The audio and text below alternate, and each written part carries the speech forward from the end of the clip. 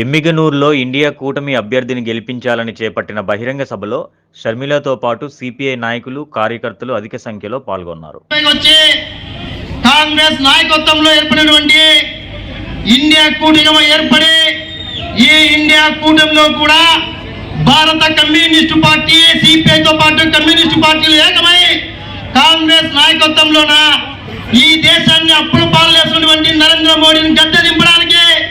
ఆ వైపు సమర సంఘాన్ని పూరించడానికి మన రాజన్న బిడ్డ, రాజశేఖర్ బిడ్డ, మన షర్మిలక్క గారు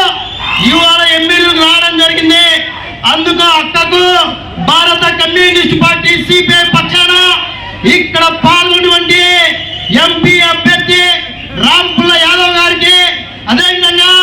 మస్తాన్ వలన్న గారికి, ఇక్కడ పాల్గొన్నటువంటి కాంగ్రెస్ అభిమానులకు, కమ్యూనిస్ట్ పార్టీ అభిమానులకు మరొకసారి మీ అందరూ పేరు పేరున ప్రత్యేకంగా విప్లవం కామ్రేడ్ మిత్రులారా, ఇవాళ 2014లో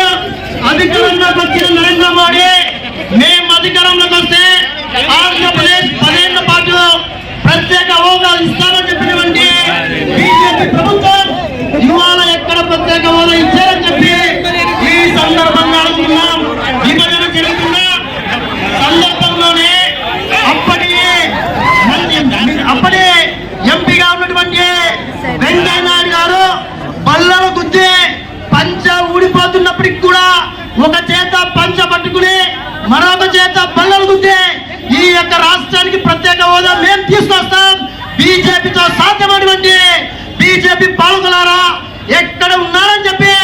ఈ సందర్భంగా బీజేపీ నాయకులను అడుగుతున్నాం. వెనకబడినటువంటి రాయలసీమ జిల్లాలకు ప్రత్యేక ప్యాకేజ్ అని చెప్పావు, ఈ రాయలసీమ జిల్లాల అభివృద్ధికి ఎక్కడ ఉంది ప్యాకేజ్ అని చెప్పి వాళ్ళ కమ్యూనిస్ట్ పార్టీ నేతృత్వంలో ఇండియా కూటమిగా అడుగుతున్నాం. అదే సందర్భంలో కడప జిల్లాలో స్టీల్ ప్లాంట్ ఏర్పాటు చేస్తామన్నటువంటి పాలన వైఫల్యాలను ఎండగట్టడానికి, ఆంధ్రప్రదేశ్ ప్రజా సమస్యలను ఈ సమస్యలు పరిష్కరించడానికి ఆ వైపులో నేను ఉన్నానంటూ మన ముందుకు వచ్చినటువంటి షర్మిలక్క గారికి మరొకసారి అభినందన తెలియజేస్తున్నాం. ముఖ్యంగా ఈ రాష్ట్రంలో జగన్మోహన్ రెడ్డి గారి పరిపాలన 2019లో ఈ రాష్ట్రంలో ఏదైనా ప్రయత్నం చేసిన ఏకైక నాయకుడు ఎవరంటే దివంగత నేత వైఎస్ఆర్ రాజశేఖర రెడ్డి గారు. ఈరోజు ఇక్కడ ఈ యొక్క